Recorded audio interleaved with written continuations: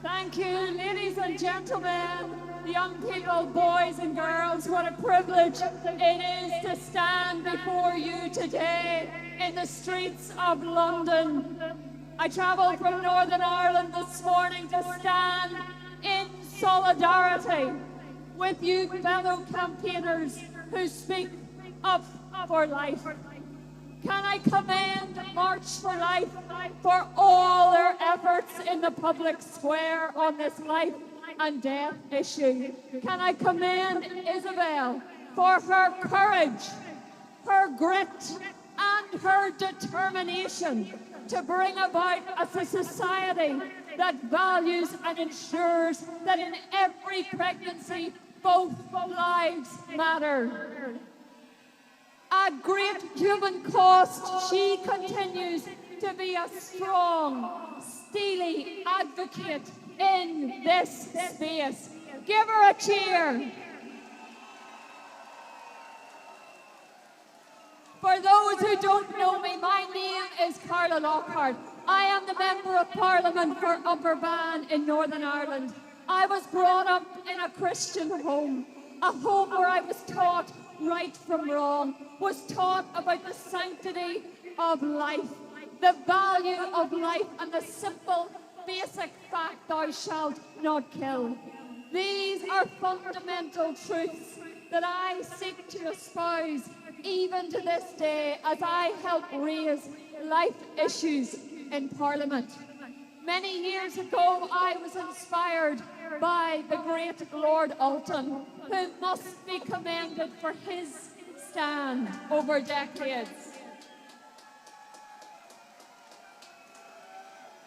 I heard him in a speech lay bare the reality of the 1967 Abortion Act in Great Britain. The fact that 10 million babies' lives have been ended since its introduction, 98% of which have been for societal reasons.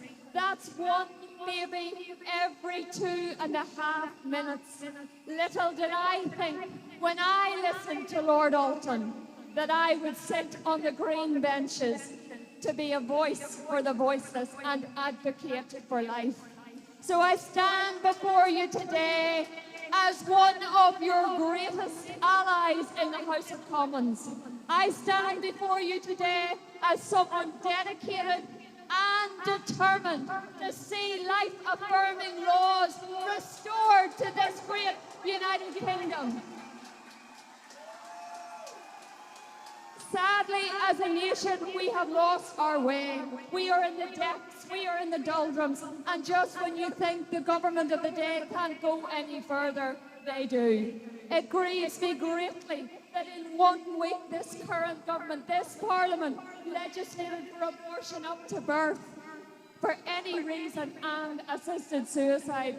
No one is safe. A government and a Parliament that is sunk to a new low. But while it grieves us, we also know this: there is a higher power. We know that right is on our side, and we know that truth is on our side. And firmly we believe that one day this nation, our generation, will awaken and see its errors, see that its ways are wrong, and do the right thing. Friends, today's theme is human rights for all humans. Then surely this simple truth must be the foundation upon which we build. The most basic human right is the right to life. We speak often of equality in this country. We champion human rights across the world. We pass laws to protect the vulnerable, the marginalised, the oppressed. We stand proud when Britain speaks of human rights on the world stage, condemning abuses, urging nations to do better. And yet, when it comes to the most vulnerable of all, the unborn child, that language of equality seems to stop in our own land. We tolerate laws that permit abortion to birth.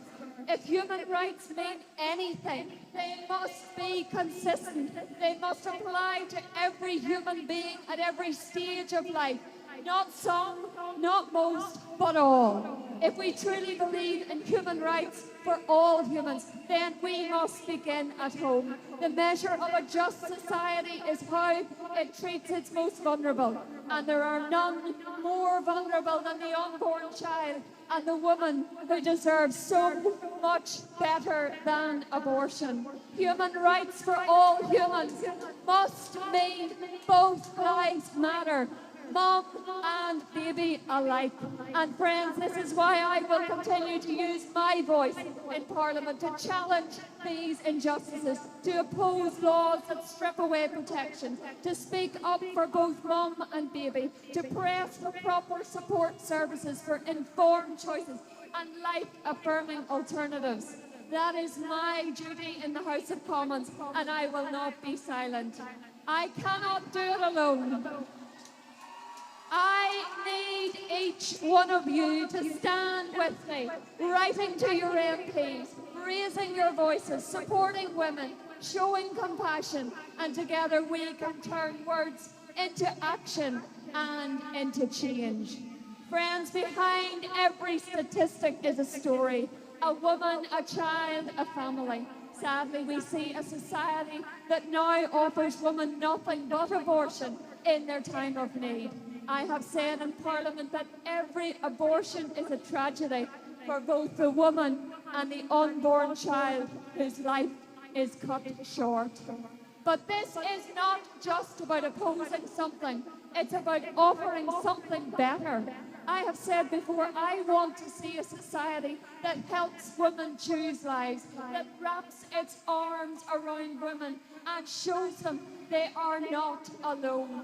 That means proper services, real support, perinatal palliative care, crisis pregnancy health, and compassionate alternatives. It means building a culture where no woman feels that abortion is her only option, but where every mother is empowered to say yes to life.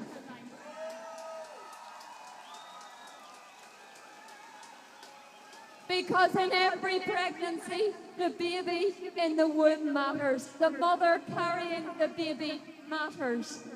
And both deserve love, dignity, and protection. Friend, if we are here to see change, we must each play our part.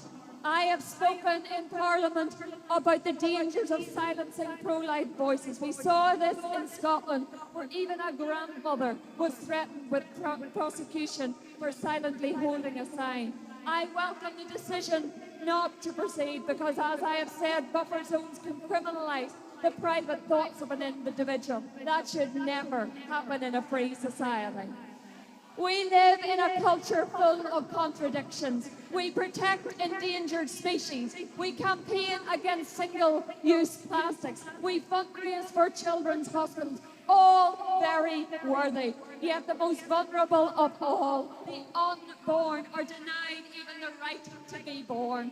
This cannot stand, and it will not stand if each of us play our role. Whether you're a teacher, a student, a nurse, or a neighbour, a parent, or a parliamentarian, your voice matters, your actions matter. We are called to speak truth in love, to support mothers in crisis, to defend the defenceless, to stand even when it is unpopular, and to be unashamed in saying we are pro-life, we are pro-both, and both lives matter.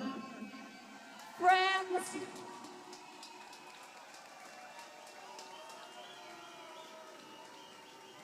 when we look at the challenges before us, it can sometimes feel like a mountain too high to climb.